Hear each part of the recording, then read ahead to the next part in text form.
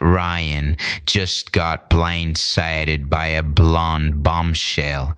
The Hudson Valley Republicans looked at their unwinnable race against Pat Ryan and said, you know what campaign needs? A 29-year-old former pageant queen who once starred in a $2,000 horror movie. So they pulled off one of the slickest bait and switch operations in recent local politics. They trotted out Sharanjit Thind, middle-aged, Long Island-based, only recently registered in the district to collect signatures. They instructed volunteers. This guy Thind will decline soon, but we can't tell you who the real candidate is yet. Sign here, sign there, get the 1,250 signatures, and don't ask questions. Later, the moment the filing deadline passed, Thind dutifully stepped aside and the county committee quietly installed Jackie Mary Auringer as the Republican nominee for NY 18. No press release, no email blast to the base. Most Ulster County Republicans only found out who their congressional candidate was because outsiders looked up the FEC filing. Classic backroom politics. Use the rank and file as free labor, then reveal the Hollywood plot twist after it's too late to complain. And what a plot twist it is. Jackie Auringer is not your average congressional candidate. She's sizzling. She has that rare, blinding movie star charisma, the kind that makes people stop scrolling, stop talking, and just stare. Think Wonder Woman or Supergirl casually walking into a school board meeting in Kingston. Long blonde hair, charming smile, the kind of presence that hits you like a freight train. When she appears on camera or in person, the razzle-dazzle is so overpowering that you almost don't notice she's barely said anything yet. It's not just she's pretty, it's you'd have to be blind to ignore it. Auringer graduated Kingston High School in 2015, played lacrosse and field hockey, then spent most of her adult life in Florida working the family construction business, Urban Precast, as a project manager and accountant before coming back to help save America. Jackie's got real local roots. Madison Avenue in Kingston's 8th Ward, right near the old Foxhall Manor.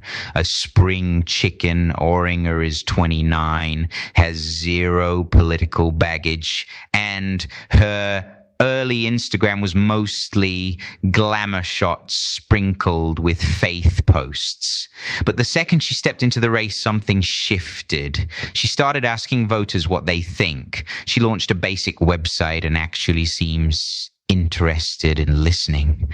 You can add that to her pre-existing trifecta: looks, brains, money, ears. Plus, best of all, she's not Pat Ryan. Listening to constituents. What a radical concept. That alone is more than Pat Ryan has ever done. Pat who? Before he's completely forgotten in November, let's talk about Pat Ryan for one last final New York minute. He's not a bad guy personally. Pat who? He's affable. He's a West Point graduate who served 2 tours. Pat whose perpetual 5 o'clock shadow has become part of his brand, the rugged stubble which reminds us why Richard Milhous lost the Nixon-Kennedy debate because he refused to wear makeup. In 1960, JFK showed up tan, gleaming, and fully gussied, while Dick Nixon looked sweaty, unshaven, and kicked around appearance matted. It still does. And in 2026, Pat equals who is bringing Watergate's gloom to a tight election where the GOP just launched a bright, shining supernova. Try as he might, our unwelcome incumbent won't ever fit into that blue velvet evening gown. Pat who? Ryan was handed his career on a silver platter. The path was cleared for him. Other, more qualified people got pushed aside. He didn't pay the normal political dues.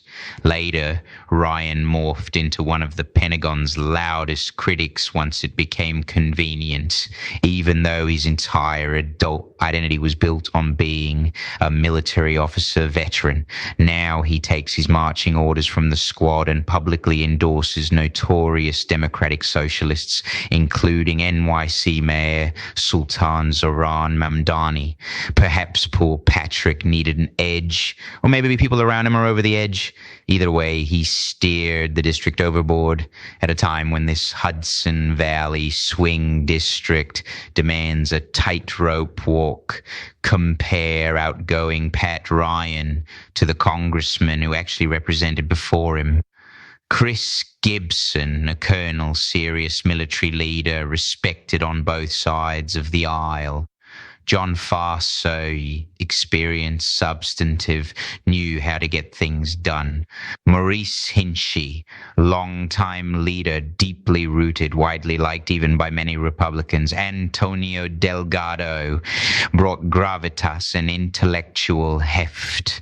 All of them had weight. All of them understood this district as naturally 50-50. You must earn it again every cycle. Ryan? He's the bench warmer who got fast-tracked because he was malleable. He's a stuffed shirt, all posture, very little substance. He never asked the people of the district what they thought. He just imported talking points from the far left and ignored all who objected. This district has always been competitive despite frequent gerrymandering. Every House seat matters today more than ever. We've witnessed that hard, painful fact over the last decade. One single district can flip the entire balance of power. The stakes couldn't be higher. And now the Republicans have surprisingly fielded the one candidate who might actually revolutionize America's political calculus. Another terrifying reality, furthermore, keeps Pat Ryan awake all night. Jackie doesn't just win with policy, looks, and popularity. She also has potentially limitless money behind her campaign. Ryan is sitting on a respectable $3 million war chest that once upon a time felt insurmountable. Suddenly it doesn't.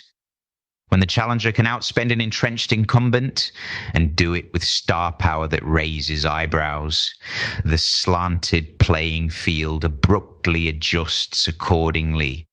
Smarmy Democrats foolishly believed this NY18 House seat was locked down, and they thought they were facing another sleepy, low-energy, lollygagging challenger, if any. Instead, they got hit with a new Melania freight train who looks like she belongs in a Greek pantheon rather than a political primary pamphlet. Opponents tried to get her off the ballot with a challenge from Ulster County Clerk Taylor Bruck, but miserably failed. As expected, the court dismissed it.